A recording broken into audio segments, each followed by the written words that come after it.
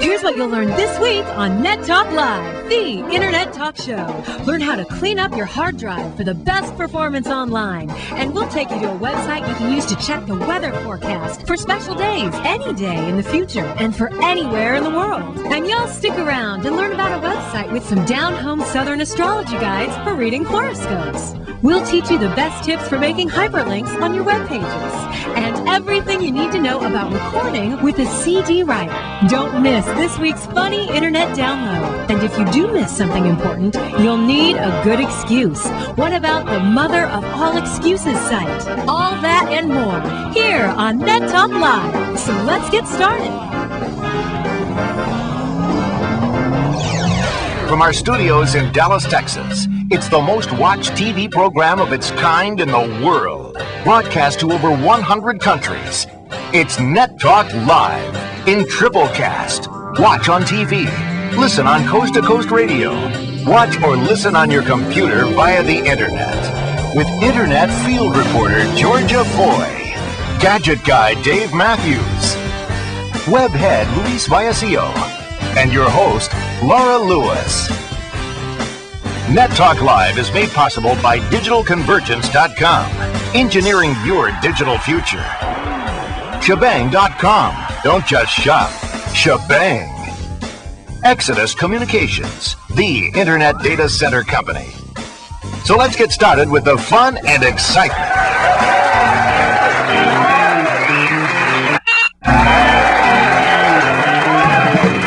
Want to follow along with today's show? Go now to nettalklive.com and enter in code 201. Welcome to Net Talk Live, the most watched TV show of its kind, reaching millions of Internet users every week. Also broadcast on radio and the Internet, we're the first interactive triplecast. We invite you to follow along with the graphics you'll see on your screen and surf the web with us for the next 30 minutes. We'll teach you everything you need to know about the Internet and the web. And you can virtually program our show. Go to nettalklive.com to participate in our web polls, enter contests, and to send us emails with your questions and favorite websites. You'll get the hang of it. I'm here with our Internet experts, webhead Luis Vallecillo. Hey, Luis, are you ready? I sure am, Laura. And also Dave Mathews, our gadget guy. Dave, are you ready? I'm so ready to. Okay, great. Let's get it started with an email question. This is from George Bain of Huntington Woods, Michigan. And George writes, Windows says my hard drive has bad sectors. How can I fix them? Now, bad sectors, it kind of sounds like a bad part of town or something. This sounds like a question for our very own gadget guy, Dave Mathews, standing by. Okay, Dave, bad sectors. You know what? Everybody has bad sectors in your hard drive. And just to show you this, I'm going to show you guys what you can do at home too. First, take apart your computer, then pull out your hard drive. Now, your hard drive has a casing which comes off really easily. Just take that off. You probably have to remove some stickers that say, do not remove this ever under penalty of law, like worse than you taking the tags off your mattresses at home. But anyway, within your hard drive, you've got these metal discs, and this is where the data is stored. And see that little speck of dust right there? That's a bad sector. Now, because every drive has dirt, every drive has imperfections, a lot of these drives nowadays are 12, 27, 40, even 72 gigabytes per drive. So there's no way you're going to get rid of all the bad sectors. However, if you start saving files and trying to store data on your hard drive and it's becoming corrupt, that is a bad thing. So what you need to do is take a look at a couple utilities. Now, Seagate has one called C-Tools, and Maxtor has one. And these utilities check the integrity of the drive. A few bad sectors are okay because Windows knows that they're bad and it will not write data to them. So basically, first of all, don't do what I just told you to do. Don't take your hard drive apart. And secondly, if you do take your hard drive apart, I've got another site for you called OnTrack. They'll charge you a few $1,000s to recover the data that you just lost. So don't worry about bad sectors. They're not going to hurt you. All right. Thanks, Gadget Guy. Next up, let's take a look at one of my hot sites for this week. Now, this is just perfect for when you'd like to know how the weather will be anywhere in North America or the Caribbean islands, and on any day up to a year in advance. Go to weatherplanner.com and click on the map and continue to the area you want to know about and just type it in right at the top of the homepage. And you know how sometimes it's hard enough to get a good forecast at home, I mean even for tomorrow. Well, Weather Planner uses more than 30 meteorologists to prepare long-range forecasts that predict temperature and rainfall. I mean, these forecasts are represented in intervals of consecutive days based on the history of that period, so you'll get the best results when you select a day in the middle of an interval for fair weather. Now, this is a great way to use the web to help you plan a vacation or just an important day like a wedding day. Check it out. You'll find the link to Weather Planner with my hot sites at nettalklive.com. You know, Laura, I've got a wedding planned in a few months, and I went to this site. I thought it was so amazing. I was kind of mad that you can only do it in a year in advance. So it's, well, anyway, from a year. You can't check like tomorrow's weather with it or yesterday's weather with it just to see if they're accurate. But I used the site, went there, put in the cities and be out of town, the whole deal, and I paid absolutely no regard to what it suggested because it said that would be a terrible weekend there. Very nice, Dave. All right. Didn't pay any attention to the web. Okay. All right. Let's take another question. We have a caller, and it's Gordon in Tucson, Arizona. Hi, Gordon. What's your question for us? I keep getting an error message that says Jscript runtime error, line number, image is undefined. What does it mean? Well, Gordon, that's a good one. I'd like to know what a Jscript is, too. Luis, hey, Webhead, can you help us with this one? Well, Laura, this is the problem. Way back when, I don't know, let's just talk in internet time, about, I don't know, a year ago maybe, that's a long time on the internet, version 3.0 of Internet Explorer came out.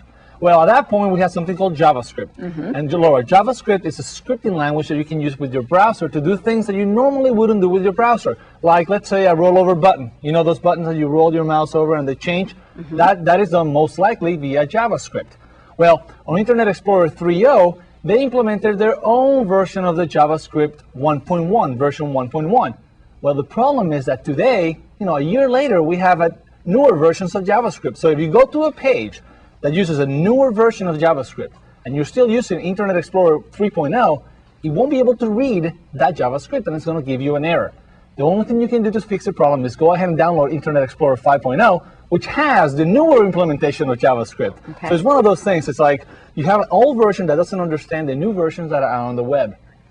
Okay, you just can't hang on. Well, yeah, I understand that. I mean, you just can't kind of keep your old software going on. You got to always have upgrade. to keep up with the times sometimes, and on the web, it's good to keep up with the times. So usually, you got to buy a new computer too.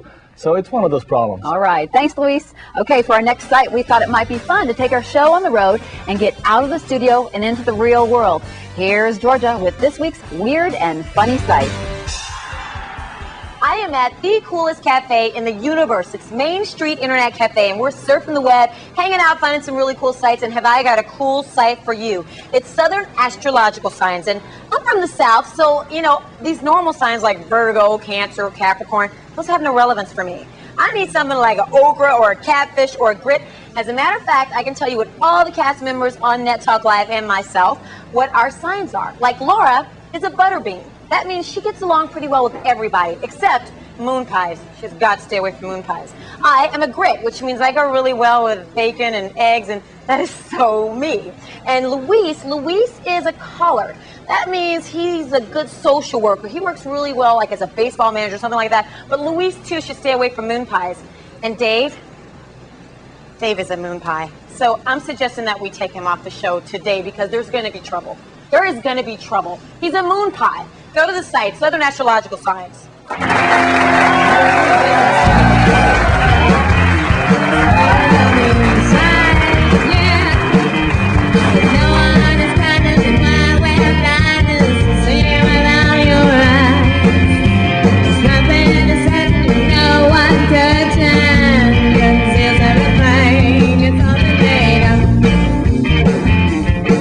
It's ours, and you can't have it. Well, we'll share. Our internet's funniest download is next.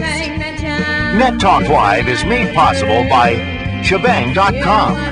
Exodus Communications. Hang tight, we'll be right back.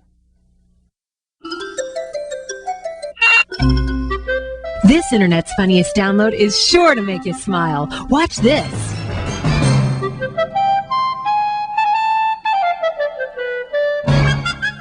If you have a funny download, send it to us at funny@nettalklive.com, and we might just put it on the air.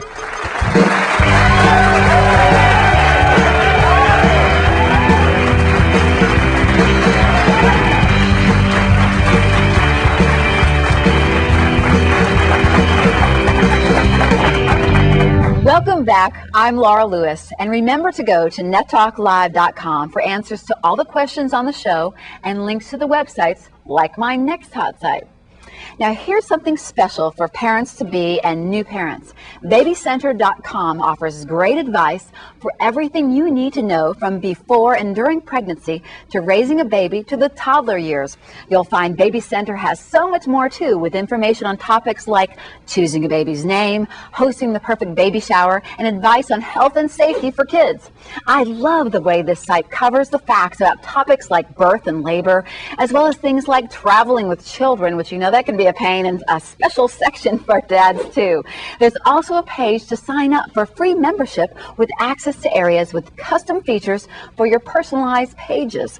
Now, babycenter.com will even send you newsletters with weekly email updates designed especially for you, each stage of your pregnancy or each step of your baby's growth, with development tips to guide you through the experience of having and raising children. Wow, this is a great website. Now, speaking of kids, we'll be right back after this look at the next generation of internet experts going from Pampers to PCs. When I was 3, 4, 5, about the only thing I had was a book. See Jane Run, Run Jane Run. The only thing I knew about a mouse was that it ran across the floor chasing cheese and the cats ran after it. Well, things have changed tremendously. Look at what these 3-year-olds are doing. Reading is still the most basic survival skill in today's information society, but it's no longer enough. Children also need to be technologically literate, and when it comes to computers, these youngsters mean business. Can I get an interview with you, sir, about the computer, or are you just really busy learning? I'm busy. Okay. What are you doing here? Okay, let's see it. What is this? Mouse. It's a mouse. And tell me what this is. Keyboard. A keyboard. Okay. Keyboard. A keyboard. Okay, that's it. At this age, kids are learning the basics, and they know more than you think. With special computer programs, 2 and 3-year-olds are learning their colors, shapes, and even how to read. You have a computer at home? Who has a computer at home? Really? And who uses a computer every day? In the U.S., experts estimate that there are over 12 million kids on the internet, and that number is growing. But don't worry, kids have a way of keeping everything in perspective. Would you rather go outside and ride a bike, or would you rather play on the computer? Go and ride a bike.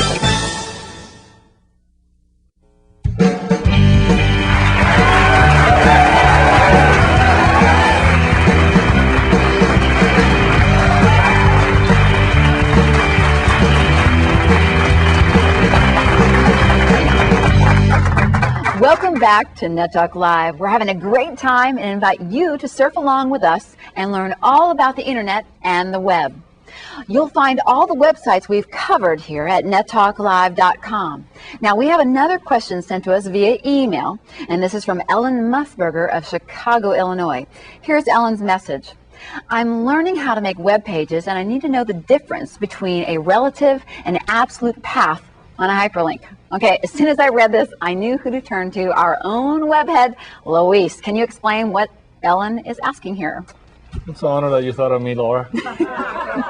Laura, this is very important. You know how now everybody wants their own web page. But also there's many places that are giving you free web space. So you can go to geocities.com or tripod.com, or even AOL will give you a free web hosting. But the problem is that once you create your website, if you haven't done this correctly, moving your site to your own domain name, if you get something like, oh, I don't know, lauralewis.com or davematthews.com or weborican.com, then moving it will take you to change every single link you created. Now, let me explain this to you. Let's just look at a URL or an address on the web. If you go to, for example, nettalklive.com/example/index.html, that is a page that is inside a directory called example. Oh, it sounds exciting, Luis. Well, let's say you want to link, I know that you're really excited. Let's say you want to link to another page that is inside that same directory that is called picture.html. Well, you can go nettalklive.com, example, picture.html. Well, that is great and it will work fine. But if you move that to somewhere else, like lauralewis.com, it won't work anymore. That is an absolute path. That means it has absolutely the whole URL. Relative path, which is what you want to use, just says, I just want to go to picture.html because it is already right there next to it.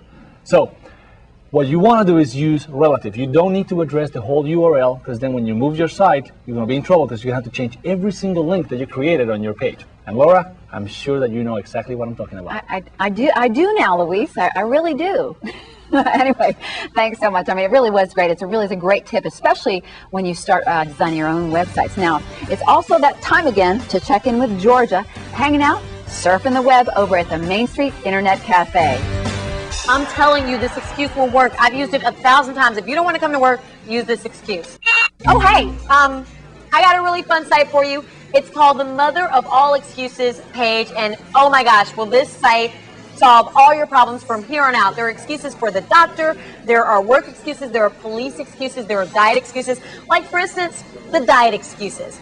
You know, for instance, that anything cold or frozen has no calories. And that goes for popsicles, ice cream, anything frozen, no calories. But my favorite part of this site is the work excuses. Like, take number 34, for example. I can't come to work today because I'll be stalking my previous boss who fired me for not showing up for work, okay? How about number 72? I'm stuck in the blood pressure machine at Walmart. That one works every time. I have never been called in. I mean, they think you need, to call 911. So try this site, Mother of All Excuses page, and you're going to love it. Yeah, really.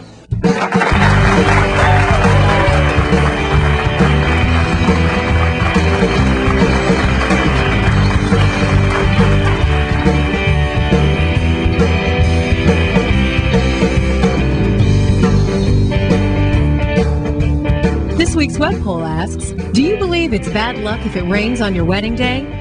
Join your friends at nettalklive.com now and cast your vote.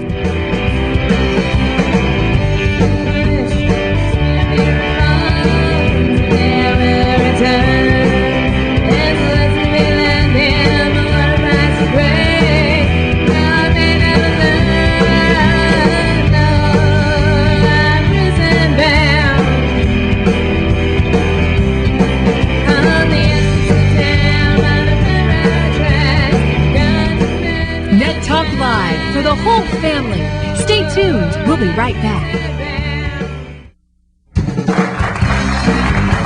Have you voted yet? See the surprising results of this week's web poll question instantly at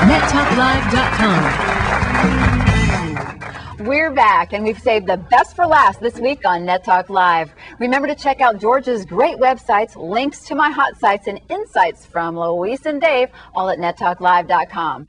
Let's take another call. On the phone, we have Ken in Charlotte, North Carolina. Hi, Ken. What's your question? I've been having a problem with my HP CD writer. The drive will not format blank CDs. Can you help me, please?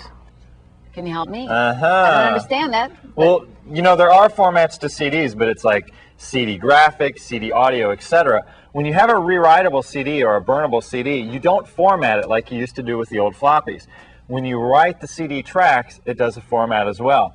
Now, what might be happening is after you write the data to a burnable CD, you have to do what's called closing the disk out. Once you close the disk out, then you can read it by any other CD player on the planet. For the most part, there's a couple of them that you can't read, like maybe some car players. But a lot of the new players are allowing you to read CD recordable. Well, that's it for this week, and remember to visit us at nettalklive.com. And while you're there, send us an email. We'd love to hear from you. And don't forget to participate in this week's web poll. But before we go, I'd like to thank Dave and Luis and also Georgia and our fantastic band and all the behind-the-scenes folks who make this show happen. And last but certainly not least, I'd like to thank you for watching. And do us a favor by telling your friends about the show, and be sure to tune in next time. We've had so much fun. Hope you have too. Goodbye, everybody.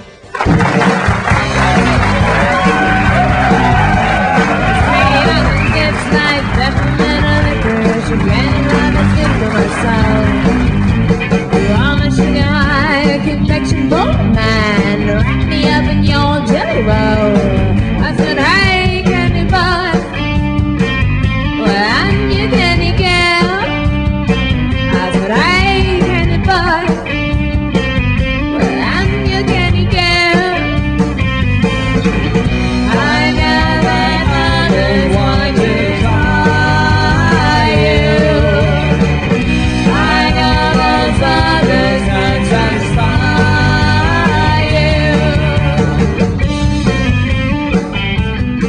One small step for man, one giant leap for geeks.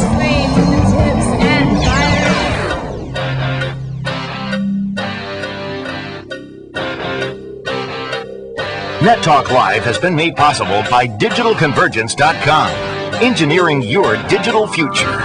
Shebang.com, don't just shop, shebang. Exodus Communications, the Internet Data Center Company. Tell all your friends and coworkers about Net Talk Live, and we'll see you again next week. Net Talk Live is a presentation of the Digital Broadcasting and Communications Network and is produced by Infotainment Telepictures.